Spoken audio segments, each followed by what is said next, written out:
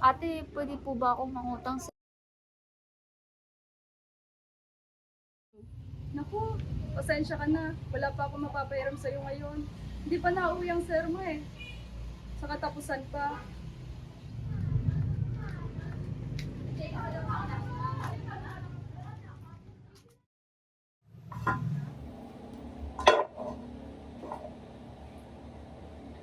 Nay, ano ulam? Asin!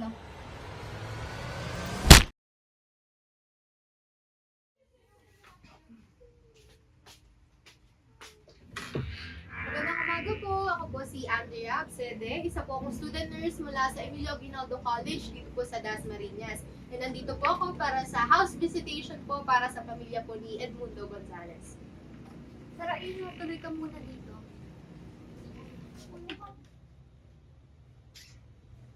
Maaari ko po bang malaman ang pangalan niyo po? Ako si Emma Gonzalez, nanay ni Edmundo Gonzalez. Ilan taon na po kayo? 74 na. Ang asawa niyo po? Ay, patay na. Nitong March lang. Ay, ganun po ba? Condolence po. Kailan lang po pala simula nung namatay po yung asawa ninyo? Nay Emma, bali nandito po ako para sa ilang katanungan ko po para sa anak po ninyo na si Edmundo Gonzalez po. Ayos lang po ba yon? Sige lang. Pwede niyo po bang ikwento po sa amin yung pagkabata po ni Kuya Edmundo? Ay, yan si Mundo. Normal ko naman siyang pinanganak. Pinanganak ko siya January 1, 1979. Tuwang-tuwa ako kasi matapos ng una kong anak na babae, lalaki naman ang sumunod. Wala akong naging problema sa kanya habang lumalaki siya. Mabait at malambing na bata yan. Maski sa trabaho ko, sa pinapasukan ko noon, natulong siya. Sa school naman, tahimik lang siya.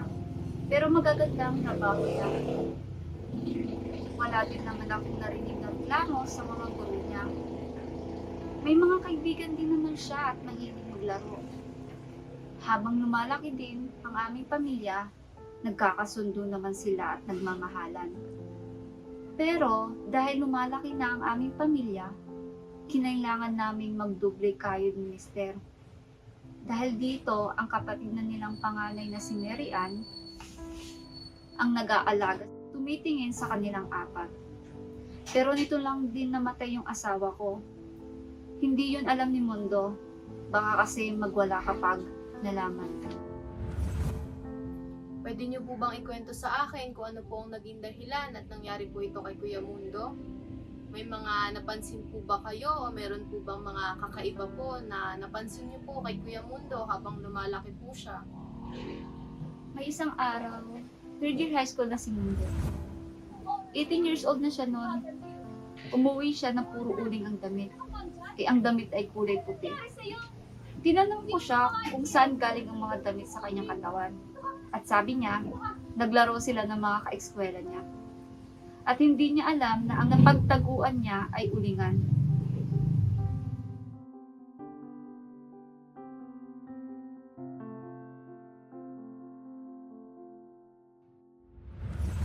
Doon na po ba nagsimula ang lahat? Doon na nagsimula na hindi na siya nakakatulog. Mga halos 4 na araw na hindi natutulog. Gala ng gala at ayaw na magigil sa bahay. Minsan nga nakikita ko siya nagsasalita mag-isa. Kaya dinala ko na sa mediko.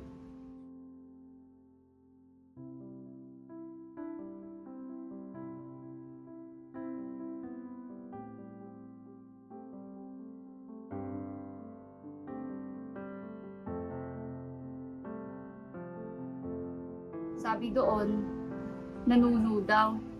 Sinabihan pa ako na may alay na mansanas, manok at saging. Nako, ganoon pa din naman.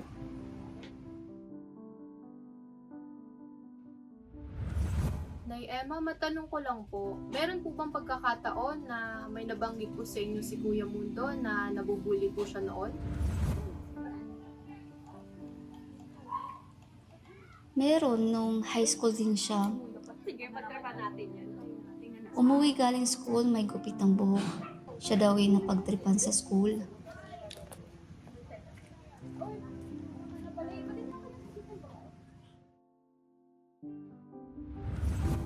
Bali na Emma, sa pagkakaalam niyo po ba, may pagkakataon po ba na gumamit po si Kuya Mundo ng mga ipinagbabawal na gamot?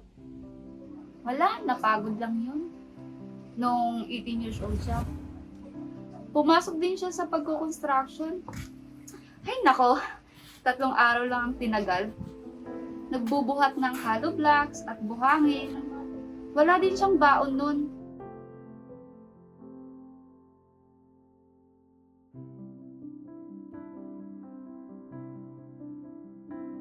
Tapos umuwi ng bahay, pawis na pawis. At naligo pa.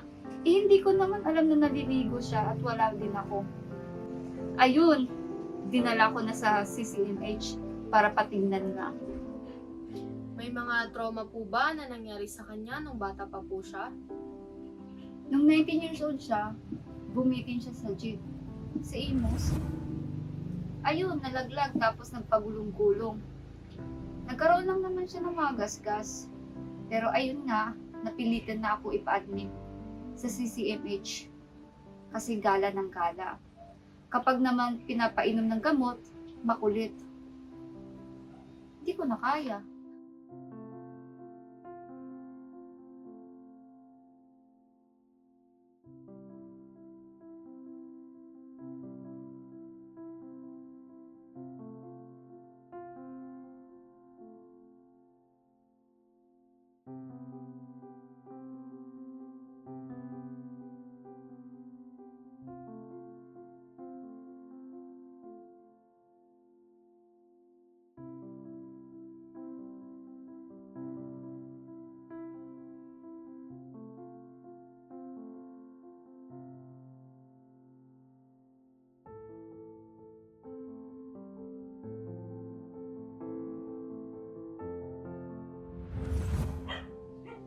Nay, nabanggit niyo po kanina na gala po si Kuya Mundo.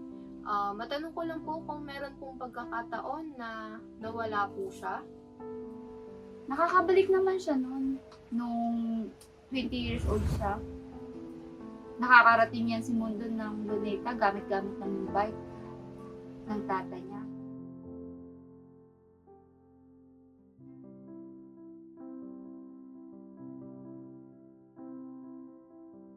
Ako po, Diyos ko, Mariosep.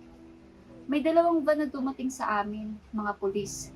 Nakita daw si Mundo na naliligo doon sa tubig sa may Luneta.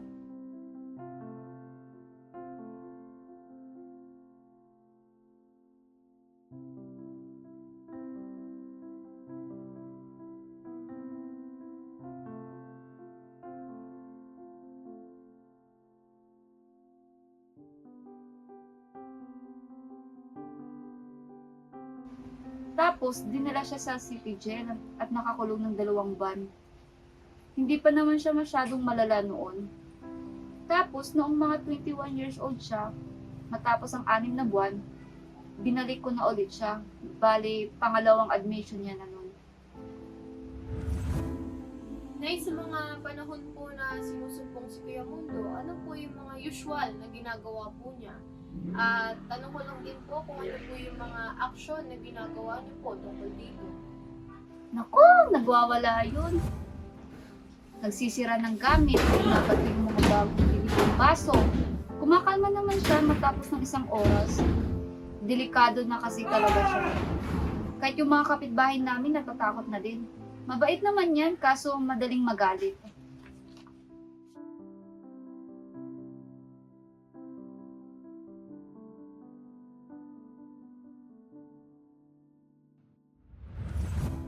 Nay Emma, tanong ko lang din po, may pagkakataon po ba na nakita niyo pong sinasaktan niya po yung sarili niya? Hindi naman. Eh, ang mga kapatid niya po, Naku, sinasaktan din yung mga kapatid niya. Naging malala na din yun. Dumating sa punto na naglalakad na siya sa labas ng nakaubad. Nay Emma, matanong ko lang din po, pwede ko po bang malaman kung ano po yung dahilan ng nagtulak po sa inyo para ibigay po sa pamamalaga ng CCMH ang anak po ninyo sa pangatlong pagkakataon po? Noong 33 years old siya, kasambahay ako noon. Galing ako sa pinapasukan ko noon. Siyempre, wala kaming pambili ng pagkain. Wala pang pera. Ate,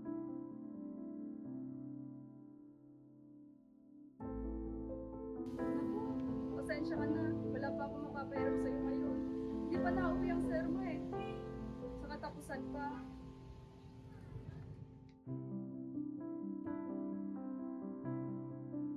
pagkadating ko, ang dinungan niya sa akin, Nanay, kakain ako. Anong ulam?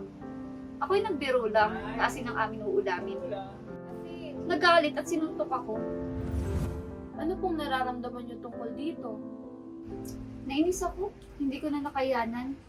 Tapos nagkaroon pa ako ng black eye. Nay, matanong ko lang din po, sa pamilya niyo po ba, meron na po bang nagkaroon ng kaparehas po na kondisyon na nangyari po kay Kuya Mundo? Meron na, kapatid kong bunso, si Virgilio. Pero, naging maayos naman siya. Nagkaroon pa nga siya ng pamilya at 2 anak. At wala namang problema sa 2 anak niya. Bukod po ba kay Kuya Mundo, meron pa po ba sa mga anak po ninyo ang mayroong ganitong kalagayan po? Oo, yung anak ko si Mary Ann, yung panganay ko. Nagsimula noong 25 years old siya. Nagbukas siya ng gas, tapos umapoy ng malakas.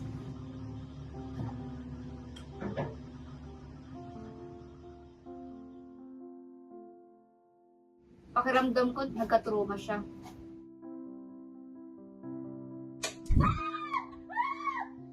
Mula noon, madali siyang nagagalit.